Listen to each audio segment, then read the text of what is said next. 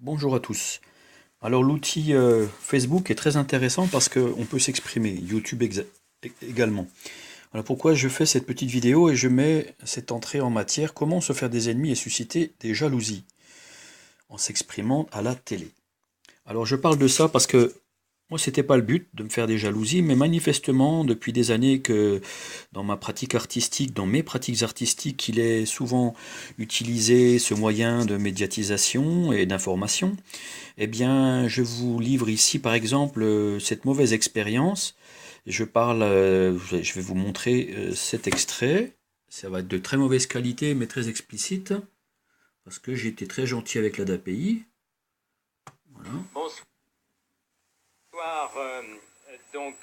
Frédéric Lanoir, premier invité.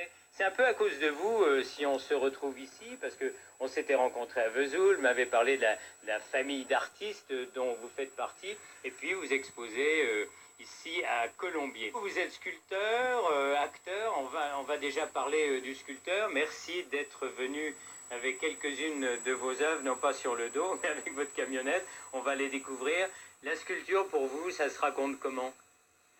La sculpture, c'est en fait comme beaucoup d'artistes, on a une sensibilité. Et j'ai plusieurs cordes à mon arc, mais la sculpture et le cinéma sont les principales. Et tout part de la sensibilité, de ce qu'on perçoit du monde. Parlez-nous un peu là, de ce qu'on voit, vos sources d'inspiration, des jolies femmes. Au départ, effectivement, vous évoquez la beauté, aussi bien masculine que féminine. Et ensuite, il y a l'inspiration qui est plutôt par rapport au vécu et puis les sensations qu'on peut éprouver. Donc on peut parfois alléger des souffrances en, en synthétisant justement un vécu et en le mettant dans une œuvre.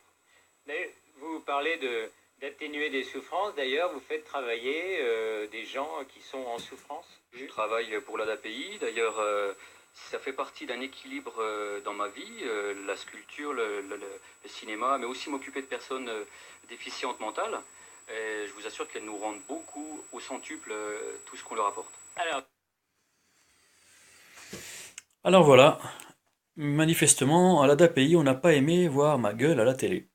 Alors l'ADAPI, je te fais un petit coucou, surtout aux anciens collègues, aux résidents également, aux personnes déficientes mentales qui sont là-bas. Et l'ADAPI, je vais vous dire quelque chose, je vais m'occuper de votre cas. Parce que c'est une association qui a pour but d'aider les personnes déficientes mentales, les enfants, les adultes, à la base. Maintenant, il y a une vraie déviation, un virage à 180 degrés qui a eu lieu. Alors moi, cette vidéo, elle date d'il y a 10 ans. 10 ans plus tard, quel est le constat pour moi? J'ai perdu mon emploi à d'API après des années de bons et loyaux services. Curieusement, peu après cette diffusion, je n'y pense que récemment. Je me dis, tiens, est-ce que je me serais fait des jalousies à cette occasion? Pourtant, je vous assure que si je fais parfois du cinéma et de la sculpture, c'est pour embêter personne, hein. S'il y a des gens aigris qui bossent là-bas et qui ont pris ça pour quelque chose de cet ordre, je vous assure que non, non, c'était vraiment pas pour frimer, j'aime ça, voilà. Donc j'adorais m'occuper des personnes. D'ailleurs, on voit bien sur cette vidéo que voilà, j'ai les yeux qui pétillent quand je parle de ces personnes qui me manquent, les personnes dont j'aimais m'occuper, les voir repartir avec ce grand sourire qu'on a coutume d'appeler la banane. Voilà. Alors il y a aussi les CAT. J'ai travaillé au CAT, j'ai été moniteur d'atelier là-bas, j'ai fait pas mal de tâches, notamment celles que l'on m'a proposées récemment. Alors j'y reviendrai un peu plus tard. Je continue la vidéo.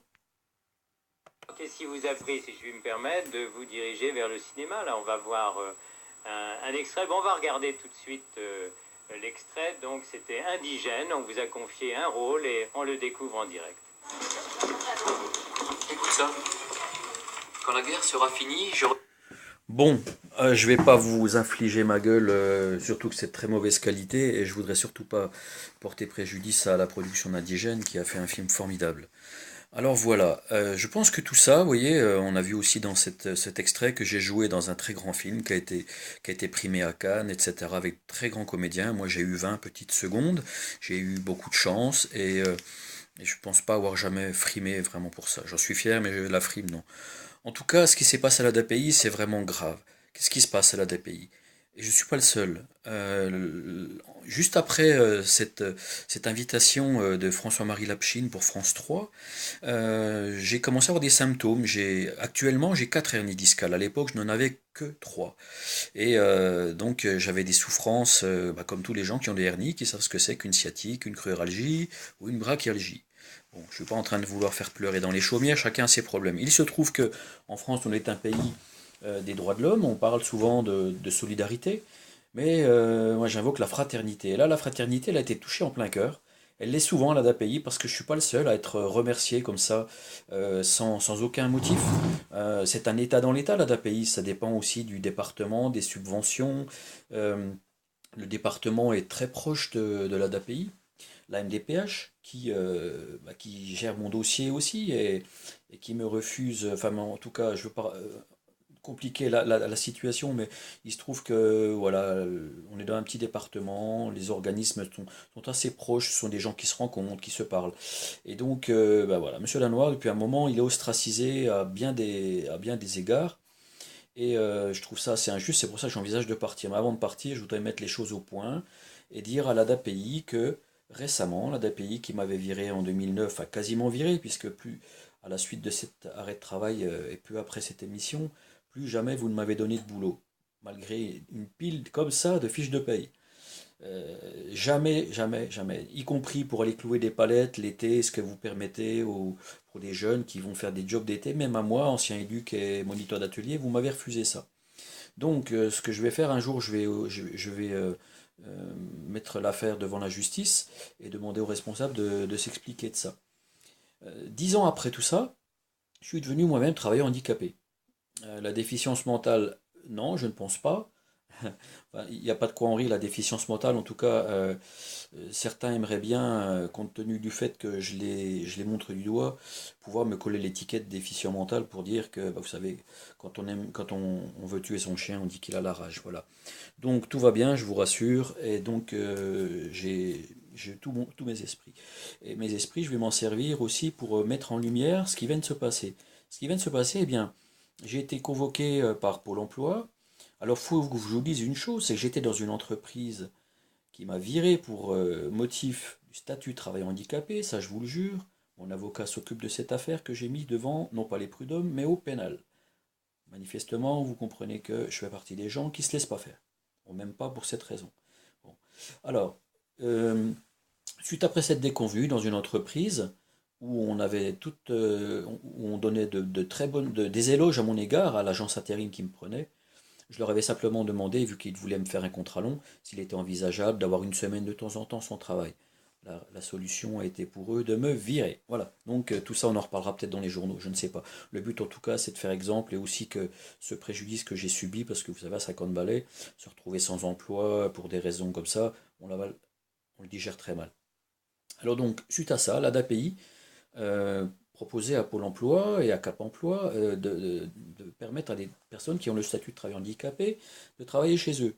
Seulement, ce travail se nomme immersion. Les immersions les textes prévoient que les immersions permettent aux employeurs de prendre des gens en formation et en aucun cas en situation de production. Et ces personnes pour certaines, touchent le RSA, etc. C'est ce qu'on m'a donné comme argument lorsque j'ai dit, écoutez, moi, je suis désolé, mais ça me pose un gros problème parce que pendant 2 semaines, je ne vais pas être disponible pour les agences intérim.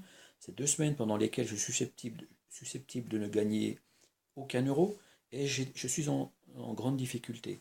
Donc j'ai demandé à l'ADAPI d'avoir égard aux années de travail que j'ai chez eux, les années d'expérience, notamment dans des ateliers où j'ai fait des tâches pour lesquelles j'allais travailler sans être payé. Et donc, on m'a dit non, monsieur Lanoir, il n'est pas question de changer la, la façon de faire pour vous. Donc j'en profite pour dire aussi à ces gens que j'ai regardé la loi qui régit cette immersion. L'immersion, moi j'ai envie de parler plutôt d'une noyade, hein, parce que on n'est quand même pas loin des gens enfin, ces gens qui travaillent sans être payés, moi ça me rappelle un mauvais souvenir, très très ancien. Et donc ces gens, je veux leur dire que si l'immersion permet, dans le cas où les personnes ont certaines expériences, je pense que une pile de fiches de paye épaisse comme ça, comme éducateur et aussi moniteur d'atelier dans vos murs, euh, avait l'expérience d'avoir fait des tâches pour lesquelles j'allais être moi-même sous le regard d'anciens collègues, et en fait, comment dire, évalué par eux. Je leur ai dit, à cette chargée d'insertion de l'ADAPI, j'ai dit, Madame, excusez-moi, mais en 48 heures maximum, je serai opérationnel et je pourrai produire exactement comme un employé lambda. On n'a pas voulu entendre mes arguments. Moi, je pense que simplement mon nom étant déjà blacklisté, puisque depuis 2009, c'est le cas, ils ont trouvé une excuse. L'excuse était aussi,